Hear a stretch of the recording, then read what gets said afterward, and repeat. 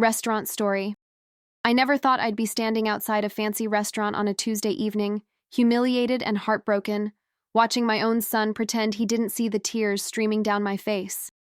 But there I was, 58 years old, wearing my best dress, the one I'd saved for special occasions, being escorted out like some kind of troublemaker. My name is Margaret, and this is the story of how one devastating moment changed everything I thought I knew about family, dignity, and my own strength. Let me start from the beginning, because nothing ever really starts where you think it does.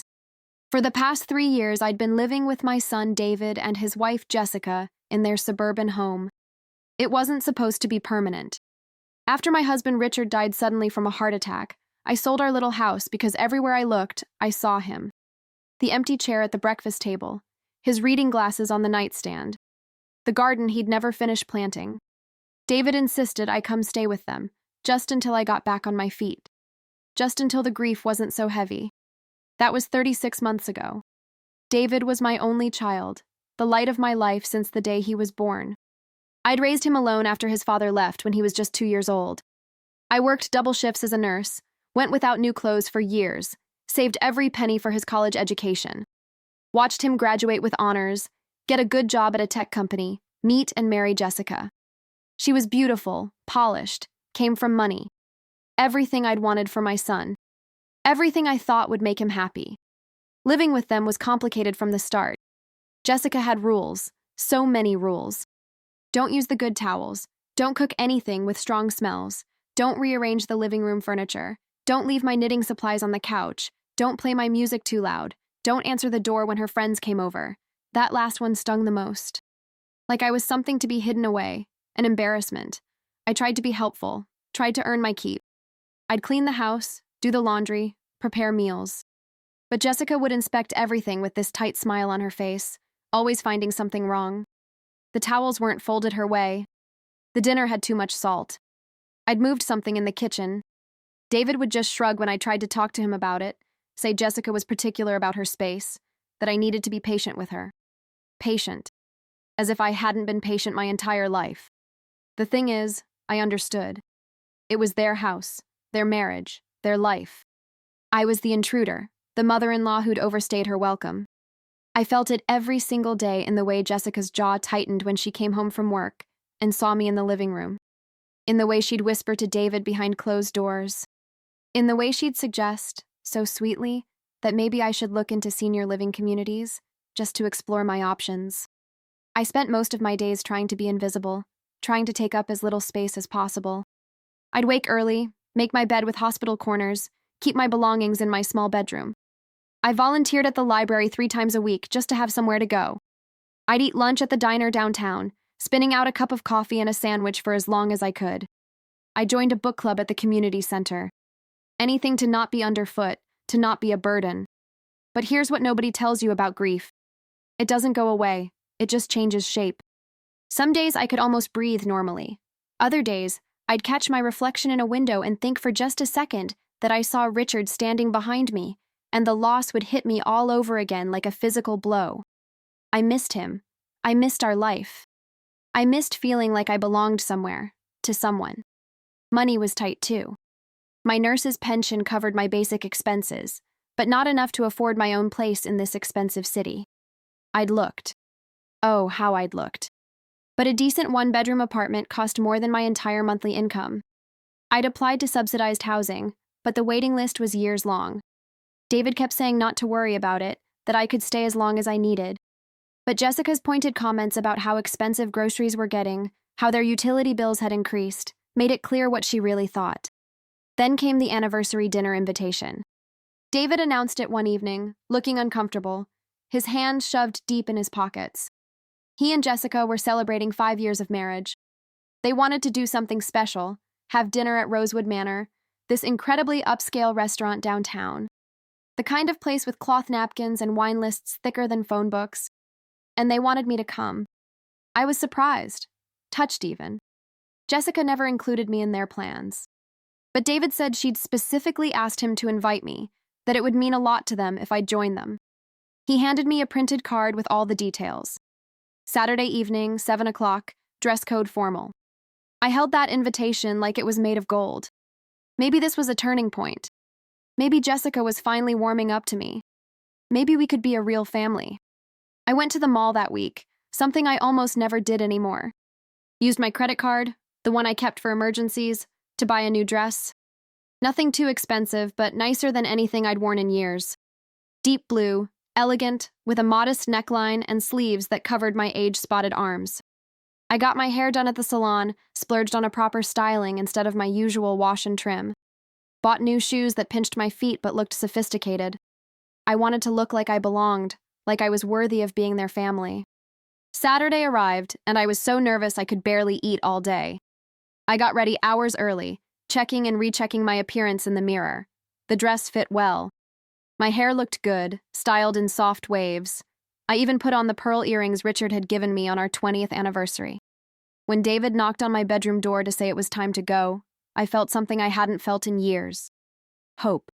The drive to Rosewood Manor took 25 minutes. Jessica sat in the front seat checking her phone, barely acknowledging my presence. I sat in the back like a child, trying to make small talk, commenting on the weather, the traffic, anything. David responded in monosyllables. The air in the car felt thick with something I couldn't quite name. But I pushed down my unease, told myself I was being paranoid. Rosewood Manor was even more impressive in person. The building was this stunning old mansion converted into a restaurant, all gleaming windows and ivy-covered stone walls. Expensive cars filled the parking lot. Well-dressed people walked in and out of the heavy wooden doors. My heart pounded as we approached the entrance. I felt so out of place, like a fraud in my discount store dress. Inside was breathtaking. Crystal chandeliers hung from high ceilings. The walls were covered in rich burgundy wallpaper with gold accents. Waiters moved smoothly between tables, carrying trays of what I assumed were very expensive dishes. The host stand was mahogany, polished to a mirror shine. Everything screamed elegance and wealth, two things I'd never had much of. David gave his name to the hostess, a young woman with perfect makeup and a professional smile. She checked her tablet, nodded, and gestured for us to follow. We wound through the main dining room, past tables filled with people celebrating, laughing, enjoying themselves. I caught glimpses of plates with tiny portions of food arranged like artwork. Wine glasses that probably cost more than my monthly grocery budget. Our table was near the back, in a quieter section of the restaurant. Not quite private, but away from the main action. The hostess pulled out chairs, handed us menus bound in leather, promised our server would be with us shortly. Jessica immediately opened her menu, hiding her face behind it. David fidgeted with his napkin. I opened my own menu and nearly gasped at the prices. Appetizers for $30, entrees for $60, $70, even $80. I did quick math in my head, calculating what this dinner would cost. Hundreds of dollars, easily. "Are you sure about this?" I asked David quietly. "This seems very expensive." "Don't worry about it, Mom. It's a special occasion, but I do worry. I can't let you spend this much money on dinner." Jessica lowered her menu slightly, her green eyes sharp. "Margaret, we invited you. We'll handle the check. Just order whatever you want." There was something in her tone that made me uneasy, but I nodded.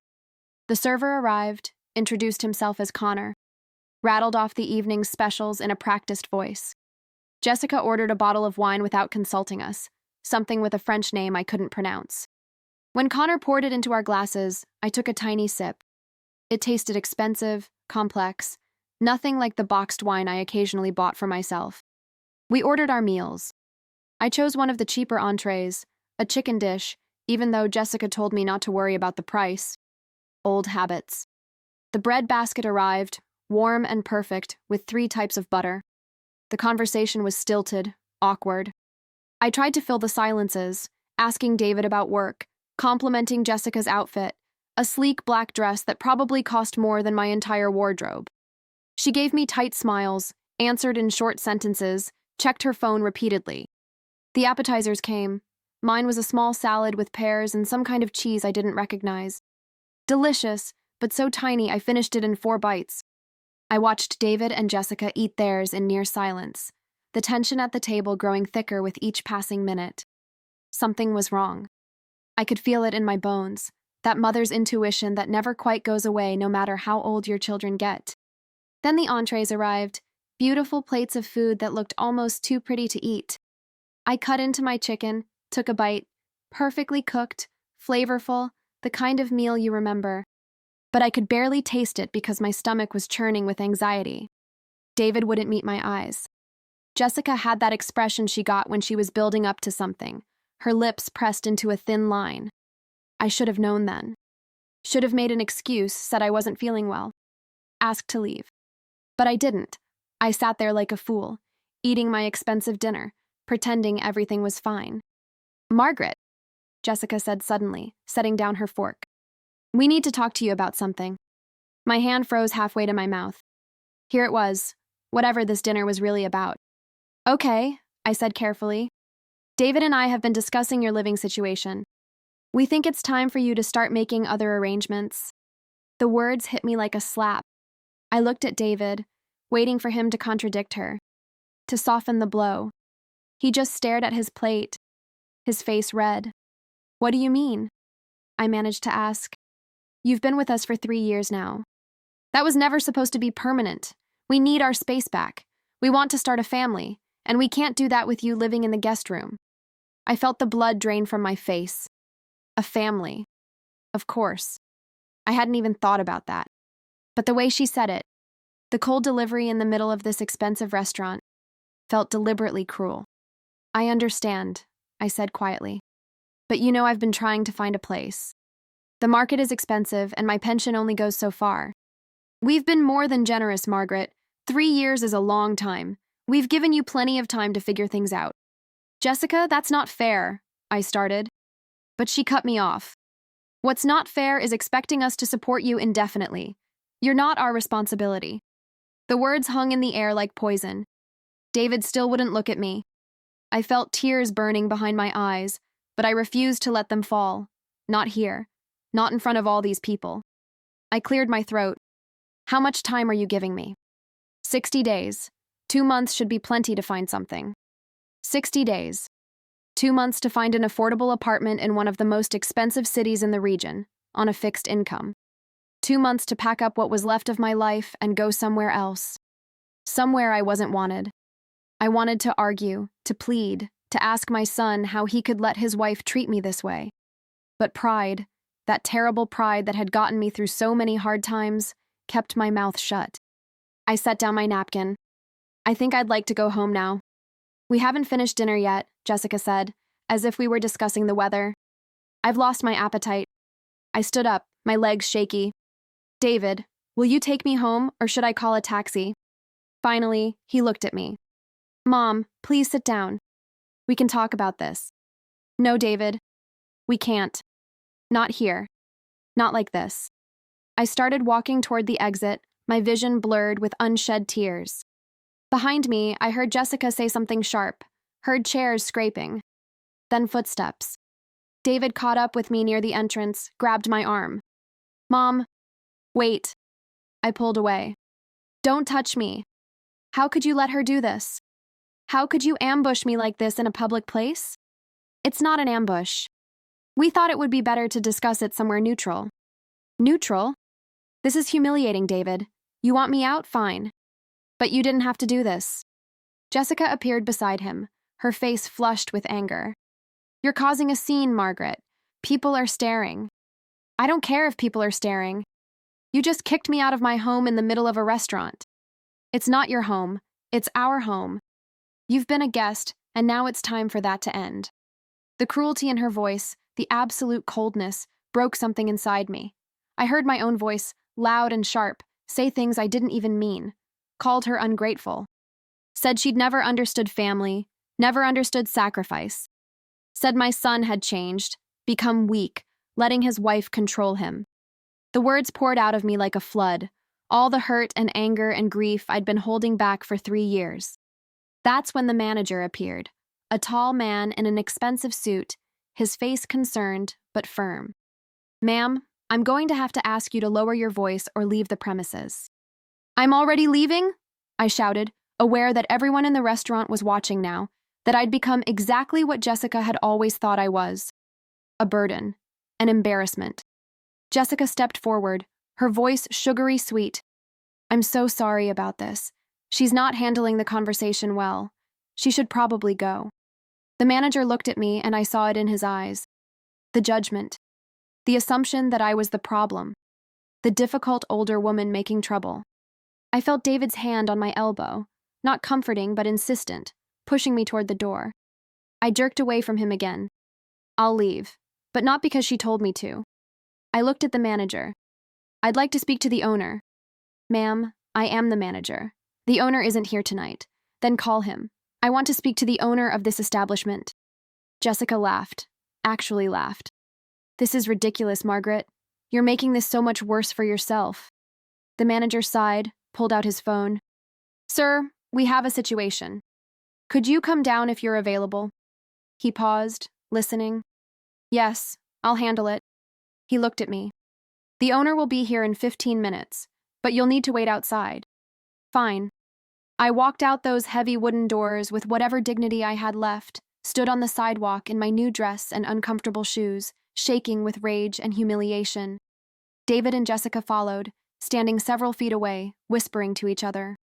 Other diners walked past, giving me wide berth, probably assuming I was drunk or unstable. The night air was cool, and I hadn't brought a jacket. I wrapped my arms around myself, stared at the parking lot, tried to breathe. Tried to figure out what I was even doing, why I'd asked for the owner. What did I think was going to happen? That he'd magically fix my problems? That he'd scold Jessica and David and make everything better? 15 minutes felt like an eternity. Finally, a black car pulled up, and a man got out. He was maybe 65, silver-haired, wearing a casual but clearly expensive outfit. He walked toward the entrance, and the manager met him at the door. They spoke briefly, the manager gesturing toward me. The owner looked over, and for a moment our eyes met. Then he walked toward me, and my breath caught in my throat. Because I knew that walk. I knew the set of those shoulders. I knew that face, even though it had aged, even though it had been almost 40 years since I'd seen it. Margaret?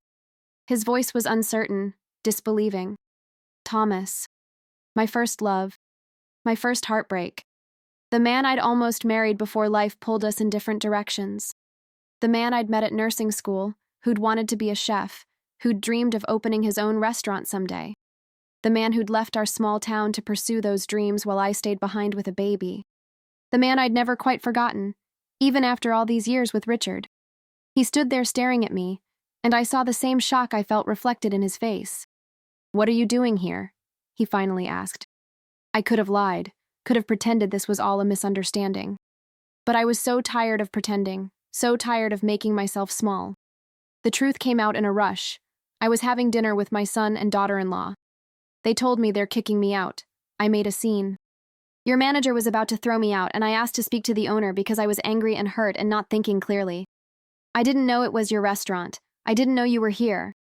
Thomas looked past me at David and Jessica, who'd gone very quiet. Then back at me. Come inside. Let's talk. I don't think your manager wants me back inside. It's my restaurant. I decide who's welcome. He turned to the manager. Connor, please prepare the private dining room. And bring a pot of coffee. The manager nodded and disappeared inside. Thomas looked at David and Jessica. You two can go. I'll make sure Margaret gets home safely. We're not leaving her, David said, finding his voice finally. Yes, you are. You've done enough tonight. Go. The authority in Thomas's voice was absolute. Jessica opened her mouth to argue, then thought better of it. They walked to their car, David looking back once with an expression I couldn't read. Then they were gone.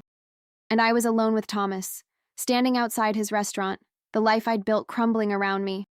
He offered me his arm. Old-fashioned. Gentle. Shall we?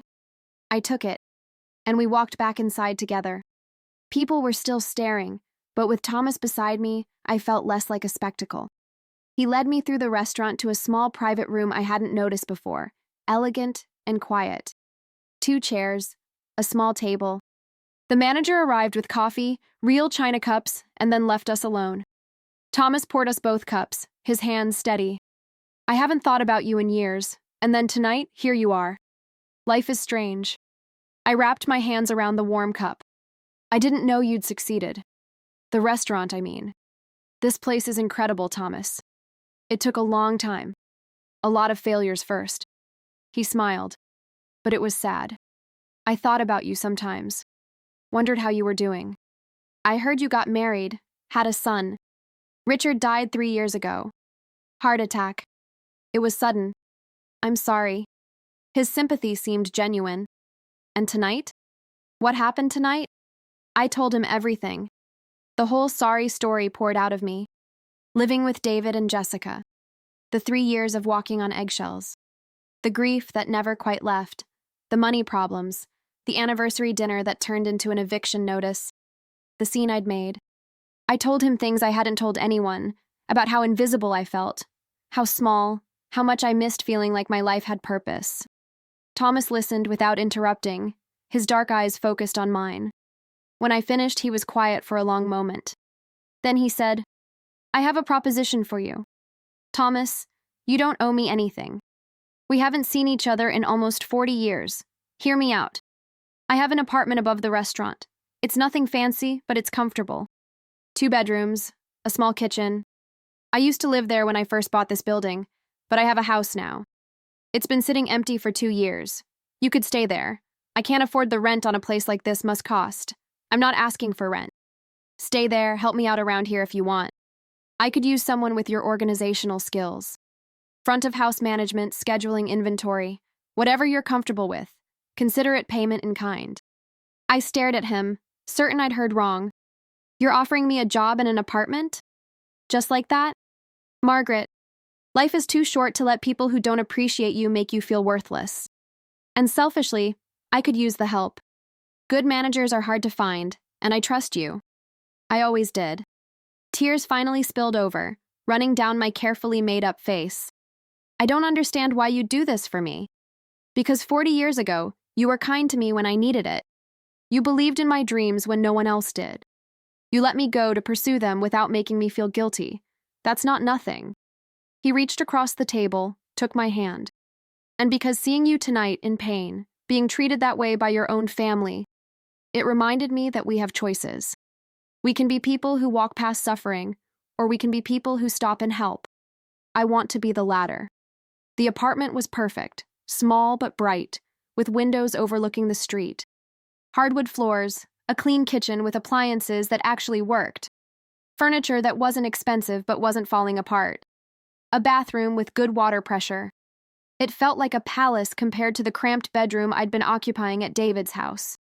Thomas showed me around, pointing out where things were, apologizing for the dust. I can have someone clean it properly before you move in, he said. I can clean it myself. I'm perfectly capable. I know you are. But let me do this. Please. We stood in the living room, the weight of history and possibility hanging between us. Thomas, why did you never get married? He shrugged, looked out the window. I came close a few times, but it never felt right. There was always this voice in the back of my head asking if I was settling, asking if I was just trying to fill a space that belonged to someone else. He turned to look at me. I never forgot you, Margaret. Never quite got over you, if I'm being honest. Thomas, I'm not saying this to make things complicated. I just want you to know that helping you isn't charity. It's selfish. I've thought about you for 4 decades. Wondered what would have happened if we'd made different choices. And now here you are, walking back into my life when I'd given up hoping for it. So yes, I'm offering you an apartment and a job. But I'm also offering you a chance, for both of us, to see if that thing we had all those years ago is still there. I didn't know what to say. My emotions were such a tangled mess, I couldn't separate one feeling from another. So I just nodded, and Thomas smiled, and we made plans for me to move in the following weekend. That week between the restaurant incident and my move was surreal. I walked through David's house like a ghost, packing my belongings into boxes Thomas had dropped off. Jessica avoided me completely, staying late at work, eating dinner in their bedroom. David tried to talk to me once, caught me folding clothes in my room. Mom, I really am sorry about how that went. I know you are, honey. Jessica didn't mean for it to be so harsh. She's just stressed about work and wanting to start a family and… David. I held up my hand to stop him. You don't have to make excuses for her. What's done is done. Where are you going to go? I found a place. Don't worry about me. His face showed relief mixed with guilt. That's good. That's really good. He shifted his weight from foot to foot, like a little boy who knew he'd done something wrong but didn't know how to fix it. Will you let me know where you end up, so I can visit? Of course. You're always welcome in my life, David. Always. But even as I said it, I wondered if that was true. If our relationship could survive this. If a mother and son could rebuild trust after such a fundamental betrayal. I didn't have answers. I just had boxes to pack, and a future that felt both terrifying and strangely liberating. The night before I moved out, I couldn't sleep. I lay in that small bedroom listening to the house settle around me, thinking about all the nights I'd spent there feeling like an intruder, thinking about how I'd tried to make myself small, how I'd apologized for taking up space, how I'd let Jessica's criticism chip away at my sense of self-worth. And I made myself a promise. Never again. Never again would I let someone make me feel like I was too much or not enough. Never again would I sacrifice my dignity for the illusion of family harmony. The next few days at David's house were excruciating. Jessica acted like nothing had happened, like she hadn't humiliated me in public. David avoided me, came home late from work, left early in the mornings. I started packing my things, boxing up my life once again. When I told them I'd found a place to stay and would be moving out ahead of schedule, Jessica looked relieved. David looked guilty, but said nothing. Thomas sent movers, professional ones, with a truck and equipment. Jessica watched from the window as they loaded my belongings, her face unreadable. David was at work, or claimed to be. He didn't come home to say goodbye. That hurt more than anything else. More than Jessica's cruelty. My son, the boy I'd sacrificed everything for, couldn't even face me as I left. I wrote him a letter instead. Told him I loved him. Told him I was disappointed, but I understood. Told him the door would always be open if he wanted to rebuild what we'd lost. Left it on the kitchen counter and walked out of that house without looking back. The apartment felt like freedom. I spent the first week just settling in, arranging my furniture, hanging my pictures, making the space mine. Thomas stopped by every day, bringing groceries, helping with small tasks, just keeping me company. We talked about everything, about the years we'd lost, about Richard, about Thomas's relationships, about David and Jessica, about dreams deferred and second chances. The job was harder than I expected, but good hard. I learned the restaurant business from the ground up, how to manage reservations, handle difficult customers, coordinate with the kitchen staff. Thomas was patient, teaching me everything he knew. I made mistakes, plenty of them. But I learned, and gradually, I found my rhythm. My first week was overwhelming. The computer system seemed designed to confuse me. The phone rang constantly with reservation requests, cancellations, special dietary needs. The kitchen had its own language of orders and tickets that I didn't understand. I went home every night exhausted, my feet aching, my head spinning with information. But I also went home proud. Proud that I was learning, proud that I was contributing, proud that I was building something new. Thomas would check on me throughout each shift, making sure I wasn't drowning. "You doing okay?" He'd ask, and I'd nod, even when I wasn't entirely sure. He'd smile, squeeze my shoulder, say, "You're doing great, Margaret." Better than great. And somehow his belief in me made it true. The staff liked me. I was older than most of them, old enough to be their mother or even grandmother in some cases. But I treated them with respect, listened to their concerns, advocated for them with Thomas. There was Elena, a server in her 20s who was putting herself through nursing school. She reminded me of myself at that age, working endless shifts, studying in stolen moments. I'd cover her tables when she needed to leave early for an exam, brought her coffee when I knew she'd been up all night studying. There was Marcus, a line cook with tattoos covering his arms and a surprisingly gentle demeanor. He'd had a rough start in life, spent time in foster care, struggled with addiction in his early 20s. Now he was 3 years sober and one of the best cooks Thomas had ever hired. He and I would talk during slow afternoons, sharing stories about second chances and rebuilding lives. He called me Mama Margaret, which made me laugh the first time, but then made me cry when I was alone, realizing how much I'd missed being a mother to someone who appreciated it. There was Sophia, the hostess who'd been there the night of my confrontation with Jessica. She apologized to me my first day working, said she felt terrible about how things had gone.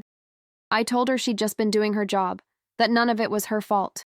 We became friends after that, and she taught me all the tricks of managing the front of house. How to handle walk-ins without reservations, how to deal with customers who'd had too much to drink, how to spot a first date versus an anniversary celebration and adjust the service accordingly. I made the schedule fair, made sure they got breaks, remembered their birthdays. Small things, but they mattered. Within months, the restaurant was running smoother than it had in years. Thomas said I was a natural, but I knew the truth. I was just treating people the way I wished I'd been treated. With dignity, with respect, with the assumption that they were doing their best. The evenings were my favorite part of the day. After the dinner rush, when the last customers had left and the staff was cleaning up, Thomas and I would sit in the private dining room. He'd pour us each a glass of wine, and we'd decompress. Talk about the night's service, about problems that had come up, about ideas for the future. But mostly, we'd talk about us, about who we'd been and who we'd become. One night, maybe 3 weeks after I'd started, Thomas asked me about Richard. Really asked, in a way that said he genuinely wanted to know. What was he like? Your husband. I thought about it, trying to be honest. He was kind, stable, dependable. Everything I needed after you left, and I found myself pregnant and alone. He wasn't my grand passion, but he was my partner. He showed up every day. He loved David like his own son. He gave me a good life. Do you think he knew? About us? About what we'd had? I think he knew I'd loved someone before him. We never talked about it directly, but there were moments. Times when I'd be lost in thought and he'd ask what I was thinking about, and I'd lie and say nothing. Times when we'd pass by a French restaurant and I'd remember you talking about studying in Paris, and Richard would see something in my face. He never pushed, never demanded to know. He just loved me anyway. That must have been hard for him. It was hard for all of us. Hard for me to let go of what might have been. Hard for him to know he was second choice. Hard for you to pursue your dreams and lose me in the process. I sipped my wine, looked at Thomas across the table. But we did the best we could with the choices we made. Richard gave me 35 good years. That counts for something. That counts for a lot. I'm glad he made you happy. He did. Just in a different way than you would have. Quieter, safer. Less exciting, but more secure. I needed that at 22 with a baby on the way. I'm not sure I need it now. What do you need now? Thomas's eyes were intense, searching. I felt exposed under that gaze, but not uncomfortable. I need to figure out who I am when I'm not taking care of someone else, when I'm not a wife or a mother or a caretaker. I need to discover Margaret, just Margaret, for maybe the first time in my life. And am I getting in the way of that? No. I smiled at him. You're creating space for it. There's a difference. We sat in comfortable silence for a while, the kind of silence that only exists between people who've known each other across decades. Finally, Thomas spoke again. I'm not trying to rush this. Whatever this is. I know you're still grieving. I know you're rebuilding. I just want you to know that I'm here. For as long as you want me to be. Financially, things were still tight, but manageable. I had a roof over my head, food to eat, meaningful work. Thomas insisted on paying me a salary on top of the free rent, said I was earning it. I saved every penny I could, building up a small emergency fund. The security felt better than anything had in years. But the real healing came slowly, in quiet moments. Sunday mornings having coffee with Thomas on my little balcony. Friday nights after the dinner rush when we'd sit in the private dining room and just talk. The way he looked at me, like I was still someone worth knowing, worth caring about. The way my hands stopped shaking when I thought about the future. I joined a grief support group at the community center. Talked about Richard, about losing him, about the ways I'd been trying to fill the void he left. The counselor, a woman named Dr. Patricia Chen, said something that stuck with me. She said that sometimes we confuse being needed with being loved. That I'd spent so much of my life being useful to others that I'd forgotten I had value beyond what I could provide. That hit hard. Made me think about my relationship with David, about how I'd measured my worth by how much I could sacrifice for him. The group met every Tuesday evening. There were 8 of us, all dealing with different kinds of loss. There was Robert, who'd lost his wife of 43 years to cancer. There was Denise, whose husband had left her for a younger woman after 30 years of marriage. There was James, grieving his partner who died in a car accident. There was Linda, whose adult son had died by suicide. Each story was different, but the pain was universal. The feeling of being unmoored, of not knowing who you were without the person you defined yourself in relation to. We'd sit in a circle in a sterile community center room, drinking bad coffee from styrofoam cups, and tell our truths. I talked about Richard, about the guilt I felt for not missing him more intensely, about the relief I sometimes felt at being free from the role of grieving widow, about the confusion of falling in love again so soon. Dr. Chen reminded me that there was no timeline for grief, no right way to move forward. That feeling joy didn't dishonor Richard's memory, that I was allowed to build a new life. One session, maybe 2 months into attending, I finally talked about David and Jessica, about the restaurant incident, about feeling discarded by my own son. I cried while telling it, ugly tears that I'd been holding back for weeks. Linda reached over and held my hand. Denise said, "Your son will come back to you. They always do, eventually. But you can't wait for him. You have to keep living." That became my mantra. Keep living. Not just surviving, not just existing, but actually living. Pursuing things that brought me joy. Learning new skills. Building new relationships. Discovering parts of myself I'd buried under years of being what other people needed me to be. I started small.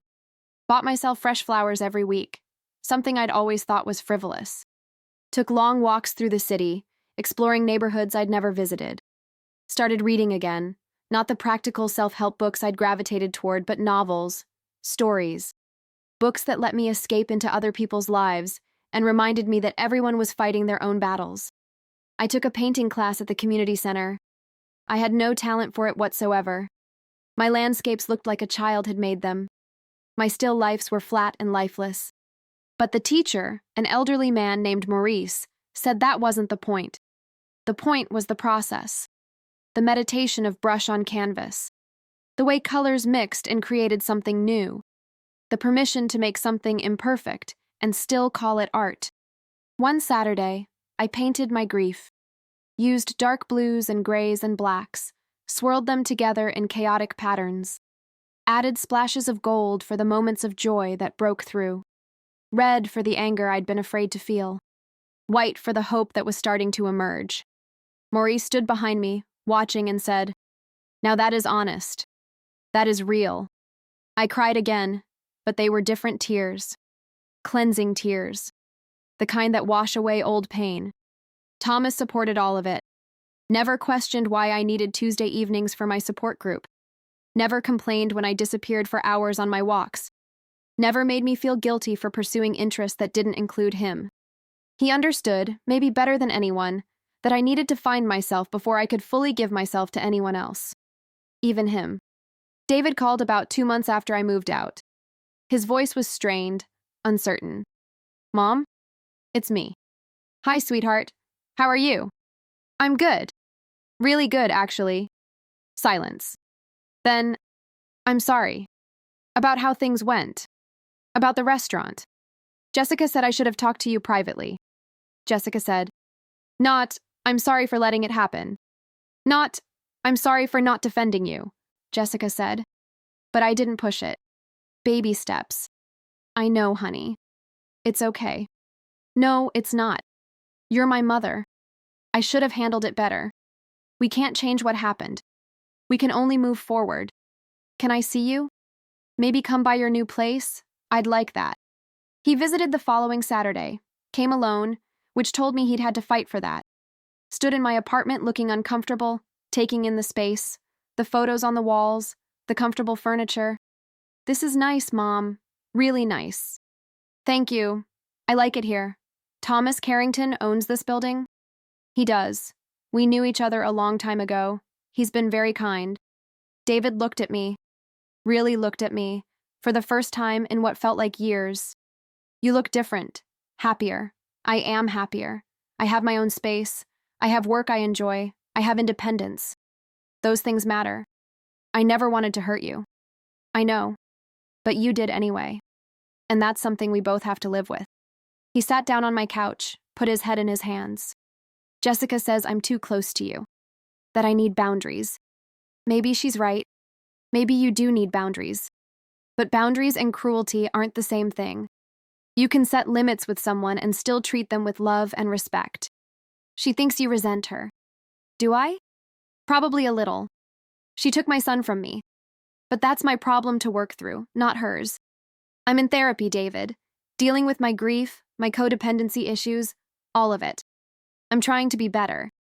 I didn't know you were in therapy. There's a lot you don't know about me anymore. And that's partly my fault. I made you my whole world after your dad left. Put too much pressure on you to fill that void. That wasn't fair. Mom, He trailed off, struggling to find words. I've been thinking about when I was a kid. About how hard you worked. How much you sacrificed. I never really appreciated it until recently. You were a child. Children aren't supposed to appreciate their parents' sacrifices. They're supposed to be children. But I'm not a child anymore, and I should have stood up for you at that dinner. Should have told Jessica that ambushing you like that was wrong. Should have driven you home and helped you pack and made sure you knew I loved you. Instead, I let her make you feel like you were nothing. Like you didn't matter. His voice cracked on that last word, and I saw tears in his eyes. My strong, successful son, breaking down in my living room. I moved to sit beside him on the couch, put my arm around his shoulders like I used to when he was small. David, listen to me. You made a mistake. You're human. You got caught between your wife and your mother, and you handled it badly. But you're here now. You're acknowledging it. That takes courage. Jessica's been angry about me coming here today. Said I'm choosing you over her. Are you? I don't know. Maybe. I just know that when I think about losing you completely, about not having you in my life, I can't breathe. You're my mom. You're the person who taught me everything. How to tie my shoes, how to read, how to be kind, how to work hard. I can't just cut you out because my wife is uncomfortable. I'm not asking you to choose. I'm asking you to be honest with yourself about what kind of man you want to be. What kind of husband, what kind of son, what kind of father, eventually. We talked for 2 hours. Honest conversation, the kind we should have had years ago. He told me about the pressure he felt between Jessica and me, about wanting to make his wife happy, but feeling guilty about how I was being treated, about not knowing how to navigate it all, about lying awake at night wondering if he was becoming someone he didn't respect. I told him about my own struggles, about learning to find identity beyond being his mother, about falling in love again at 58 years old, about the therapy sessions where I'd cried about failing him as a parent, about Dr. Chen telling me that the best thing I could do for David was to build a life that didn't revolve around him, that healthy love meant supporting someone without needing them to complete you. That last part shocked him. You and Thomas? We're taking it slow. But yes, we have history and we're seeing where it goes. That's good, Mom. You deserve to be happy. So do you. And if Jessica makes you happy, then I'm glad you have her. But don't confuse keeping the peace with being happy, David. Those are different things. How do you know the difference? I thought about it. About all the years I'd spent telling myself I was happy when I was really just comfortable. Or safe. Or too afraid to want more. You know the difference when you stop having to convince yourself. When happiness isn't something you talk yourself into but something you just feel. When you look forward to coming home instead of dreading it. When you can be yourself without constantly editing or apologizing. He nodded slowly, processing. I think I need to talk to someone too. A therapist or counselor or something. That's a good idea, honey. A really good idea. Will you help me find one? Of course. I'll ask Dr. Chen for recommendations. We hugged before he left. A real hug that lasted more than a few seconds. He held on tight, and I felt him trembling slightly. I love you, Mom. I'm sorry I forgot how to show it. I love you too, David. Always have, always will. But I'm glad we're learning how to love each other better. After he left, I cried. Not sad tears, but cleansing ones. The kind that wash away old pain and make room for new growth. Thomas found me like that, came up after closing, wrapped his arms around me. You okay? I'm getting there. That's all any of us can do. Thomas and I fell into an easy routine. We were partners in every sense. Running the restaurant together during the day, spending evenings exploring this new relationship. He was different than Richard had been. More artistic, more spontaneous. Richard had been steady, reliable, safe. Thomas was passion and creativity and surprise. Both men had been good to me in their own ways. Both had loved me authentically. I was lucky to have known them both. We didn't rush into anything physical. At our age, we knew that connection ran deeper than attraction.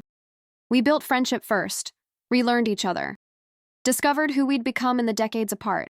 He told me about his near misses with marriage, about a woman in his 30s who'd wanted children he wasn't sure he wanted, about a woman in his 40s who'd needed him to be more successful than he was, about a woman in his 50s who'd been perfect on paper but wrong in practice. I told him about the early years with Richard, about learning to love someone who wasn't my first choice, but who became my right choice, about the guilt I'd carried for years, wondering if Richard had known he was my second love, about the good years, the comfortable years, and how comfortable had started to feel confining before I'd lost him. "We make quite a pair," Thomas said one night. "Two people who loved other people, trying to figure out if we can love each other now. Can we? I think we already do. Just differently than we would have at 20. He was right. What we had now was deeper, richer, informed by loss and experience. We knew how precious time was, how quickly everything could change. We didn't play games, didn't pretend to be anything other than exactly who we were. Two imperfect people who'd been given an unexpected second chance. 6 months after I'd moved into the apartment, Thomas proposed. Not with a ring or a speech, just a quiet question on a Sunday morning over coffee. "What would you think about making this official? Marriage, I mean. I'm 58 years old. Is marriage necessary? Necessary? No. But I want to. Want to make a commitment. Want to wake up every morning knowing you're not just my business partner or my tenant, but my wife. Want to build whatever time we have left together on a foundation that says, this matters, you matter, we matter." I said yes. Not because I needed the security or the validation, but because I wanted it too. Wanted to choose this man, this life, with full knowledge of what I was doing. Wanted to claim happiness instead of waiting for it to find me. We got married at the courthouse on a Tuesday afternoon. No big ceremony, no fuss. Just us and 2 witnesses pulled from the restaurant staff. Practical and perfect. David came, which surprised me. Stood beside me as we said our vows. Hugged me afterward. Jessica didn't come, but she sent a card with a gift certificate to a home goods store. It was something. A small olive branch. I took it. The first year of marriage to Thomas was an adjustment. We'd both been alone for so long, set in our ways. He liked the bedroom cold, I liked it warm. I liked to read in bed. He liked silence for sleeping. He squeezed the toothpaste from the middle. I squeezed from the end. Little things, silly things, that we had to negotiate and compromise on. But we did it with humor and grace, remembering that these were good problems to have. The restaurant thrived. Word spread about the excellent food and service, and we were booked solid most nights. Thomas hired more staff, and I trained them. Built a team that worked like a well-oiled machine. We expanded the menu, added a weekend brunch service. Started catering events. The business grew beyond what Thomas had managed alone, and he credited me with the success. I finally felt like I was contributing something meaningful, using skills I'd forgotten I had. David and I rebuilt our relationship slowly. Monthly dinners, just the 2 of us. Phone calls that lasted more than 5 minutes. He opened up about his marriage, admitted things weren't perfect with Jessica.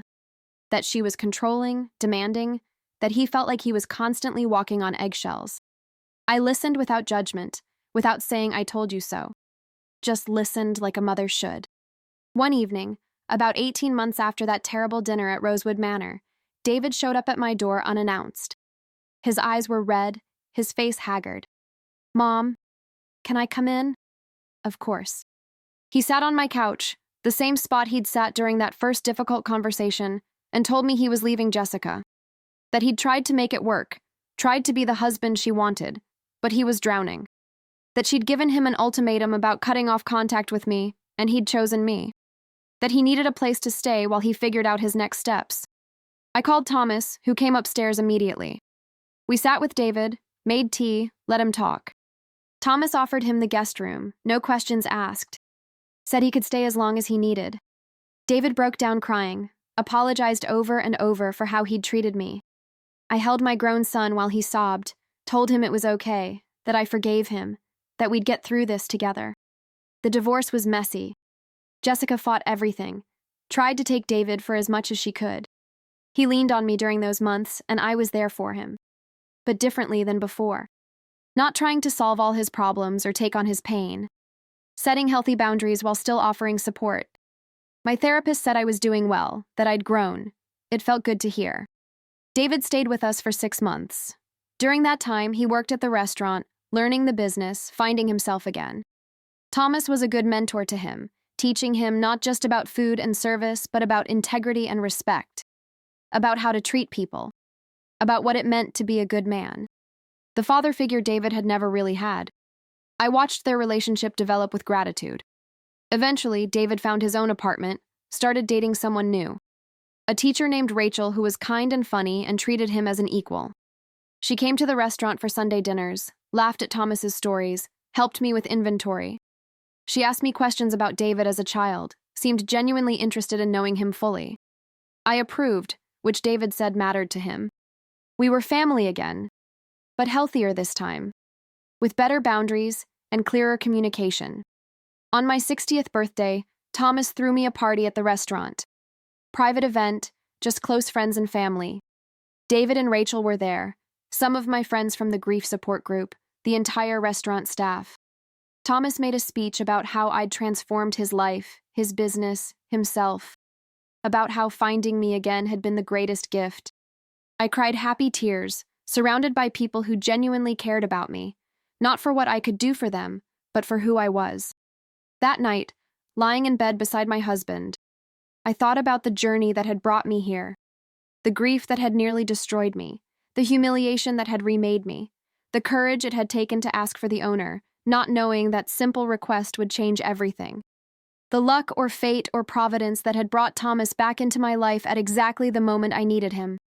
I thought about Jessica, wondered if she ever reflected on that night, wondered if she felt any remorse for her cruelty. I'd forgiven her, not because she'd asked for forgiveness, but because carrying anger was exhausting. Because I'd learned that forgiveness was more about my peace than her redemption. She'd actually done me a favor, in a twisted way. Forced me out of a situation that was slowly killing my spirit. Given me the push I'd needed to reclaim my life. Thomas stirred beside me, pulled me closer. What are you thinking about? How strange life is. How one terrible moment can lead to so many good ones. That's the thing about rock bottom. The only way to go is up. I laughed softly. Is that what that was? Rock bottom? Standing outside that restaurant, humiliated and heartbroken, not knowing where you'd go or what you'd do? Yeah, I'd say that was pretty close to rock bottom. And now? Now you're lying in bed with a man who adores you, in an apartment you've made into a home, with a job you're good at, and a son who's finally figured out how to appreciate you. I'd say you've climbed pretty high. He was right. I had climbed high. Not to some grand peak of wealth or fame, but to a place of contentment, of purpose, of love. To a place where I knew my worth wasn't tied to how much I sacrificed for others.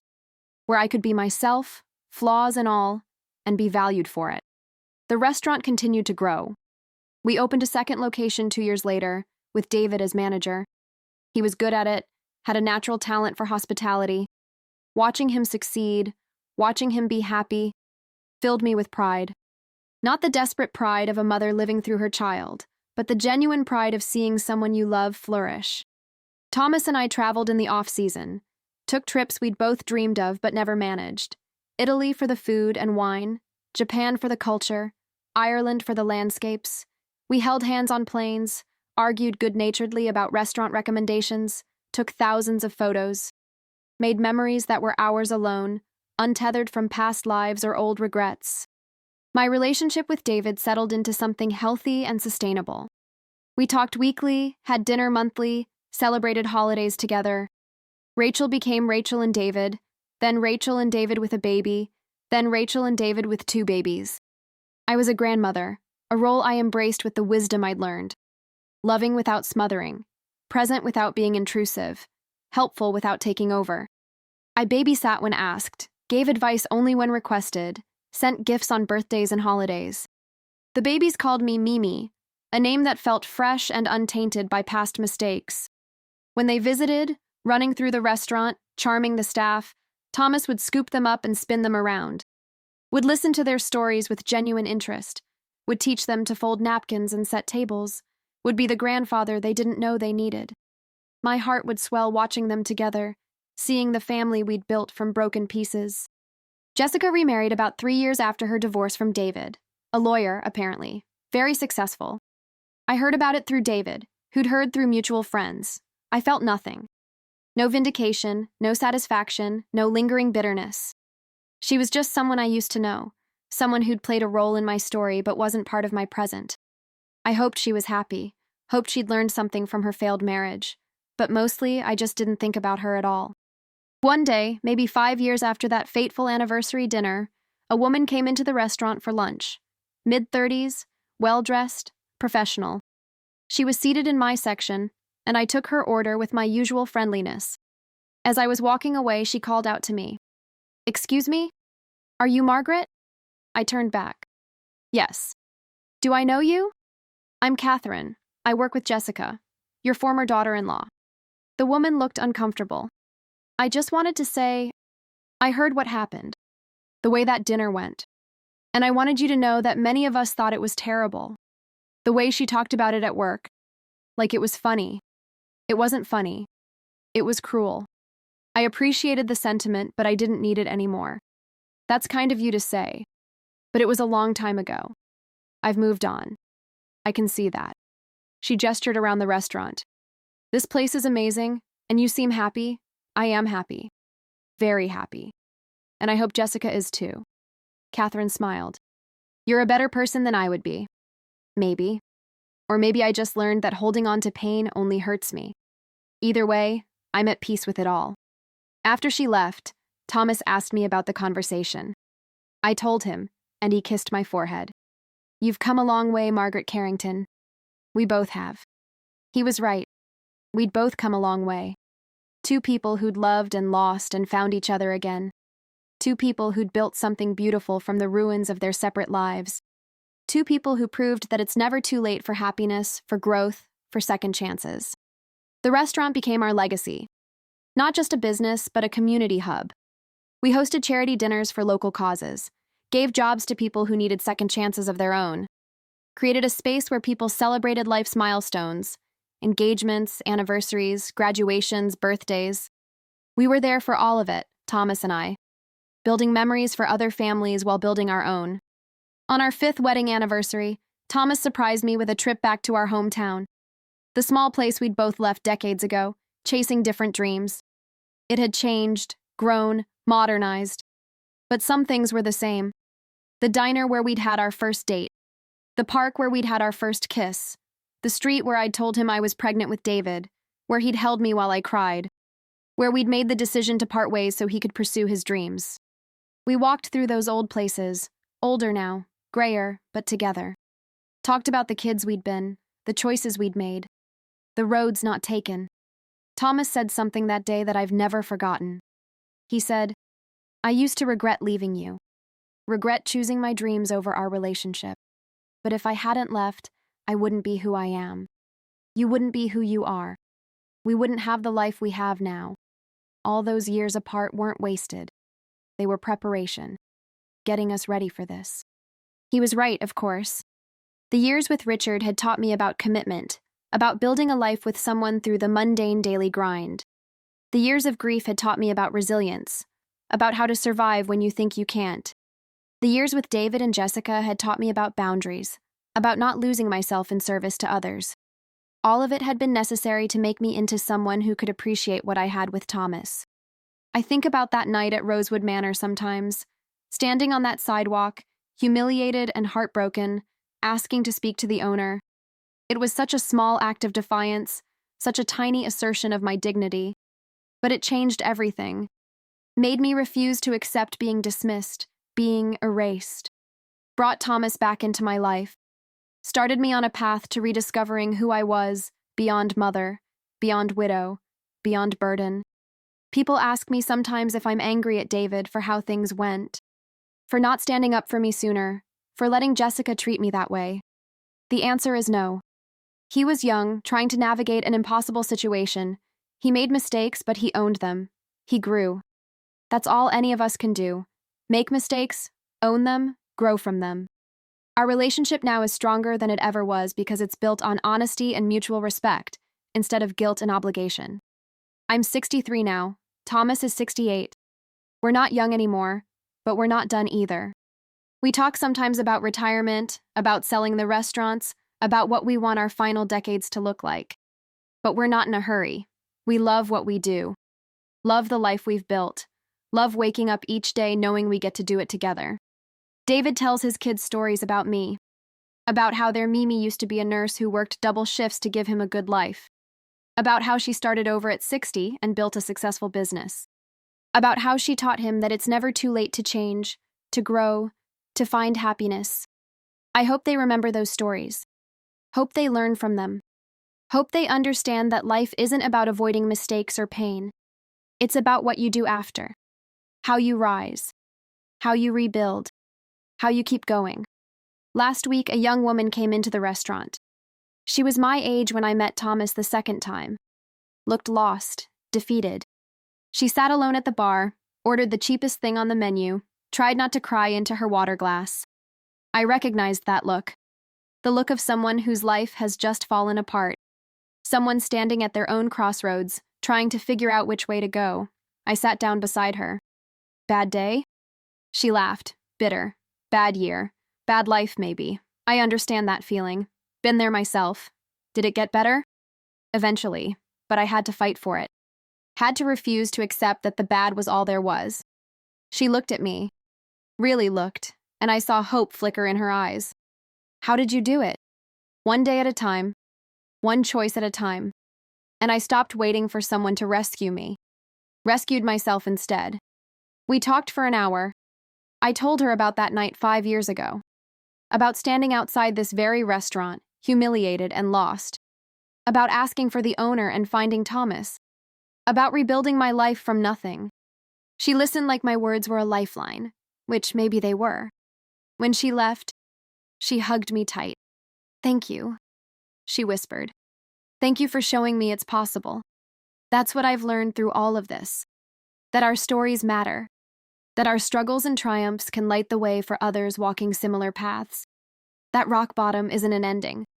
It's a foundation, something to build on, to push off from, to use as proof that you survived. Thomas found me at the bar after the woman left. You were talking to her for a while. She needed to hear that it gets better. You're good at that. Giving people hope. Someone gave it to me when I needed it most. Seems only right to pass it along. He kissed my temple, his lips warm against my skin. That's why I love you, Margaret. You take your pain and turn it into compassion, your losses and turn them into lessons. You could have become bitter after everything you've been through, but you chose grace instead. I didn't always feel graceful. Felt pretty broken for a long time. Maybe that's what grace is. Staying kind when you have every reason to be cruel. Staying open when you have every reason to close off. Staying hopeful when you have every reason to despair. I leaned into him, feeling the solid weight of him beside me, of us, of this life we'd built together. Maybe you're right. Maybe that is what grace is. The restaurant filled up for the dinner service. The familiar rhythm of orders and table settings, of greeting customers and managing staff, of being part of something larger than myself. I move through it all with confidence now, with competence. This was my domain, my purpose, my contribution to the world. But more than that, it was my joy. Not because the work was easy or always pleasant, but because I'd chosen it, because I'd fought for it, because every day I walked through those doors was a day I'd won, a day I'd refused to accept the narrative others had written for me and wrote my own instead. At the end of the night, Thomas and I did our usual closing routine. Counted the register, checked the schedule for tomorrow, made notes about inventory. Then we walked upstairs to our apartment, our home, and poured glasses of wine. Sat on the couch and talked about our day, made plans for tomorrow, discussed ideas for new menu items, laughed about something funny a customer had said. This was my life now.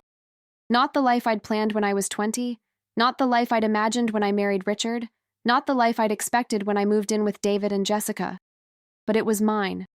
Truly mine. Built on my terms, reflecting my choices, honoring my worth. And it was enough. More than enough. It was everything. I looked at Thomas, his silver hair catching the lamplight, his face relaxed and content. "Thank you," I said softly. "For what?" "For believing I was worth saving. For seeing me when I felt invisible. For giving me a second chance at everything. Love, purpose, happiness." He took my hand, threaded his fingers through mine. "Margaret, you saved yourself. I just opened a door. You're the one who walked through it. Maybe. But I'm glad you were on the other side when I did. Me too.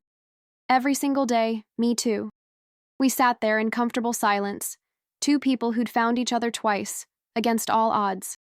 Two people who'd learned that endings can be beginnings, that failures can be foundations, that asking for help, even from a stranger, even when you feel foolish, can change your entire life.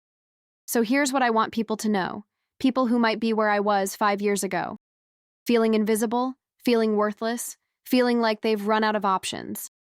Here's what I learned standing on that sidewalk, asking to speak to the owner, not knowing what would happen next, but refusing to accept how I was being treated.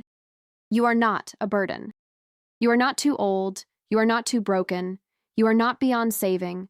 The life you have isn't the life you're stuck with. Every single day you wake up is a chance to make a different choice, to set a boundary, to ask for help, to refuse to settle, to fight for yourself the way you fought for others your whole life. It won't be easy. There will be days you want to give up, days you feel foolish for trying, days you think the people who dismissed you were right about you. Push through those days. Keep going. Keep choosing yourself.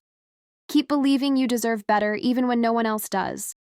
And if you're lucky, if you're brave, if you refuse to accept defeat, you might just find your own Thomas, your own restaurant, your own second chapter that's better than the first.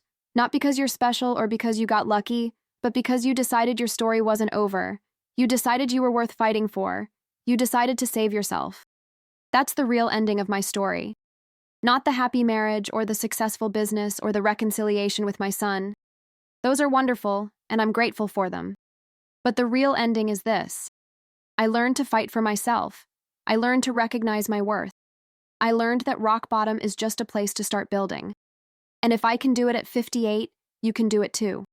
Whatever age you are, whatever circumstances you're facing, whatever pain you're carrying, you can stand up. You can speak up. You can ask for the owner of your own life and take control back. That's my story. That's my truth. That's the lesson I learned from being kicked out of a fancy restaurant by my daughter-in-law and ending up married to the owner. Not all stories have happy endings, but mine does. And yours can too, if you're willing to fight for it. One day at a time. One choice at a time. One act of courage at a time. That's how you rebuild a life. That's how you reclaim your dignity. That's how you find your way home to yourself.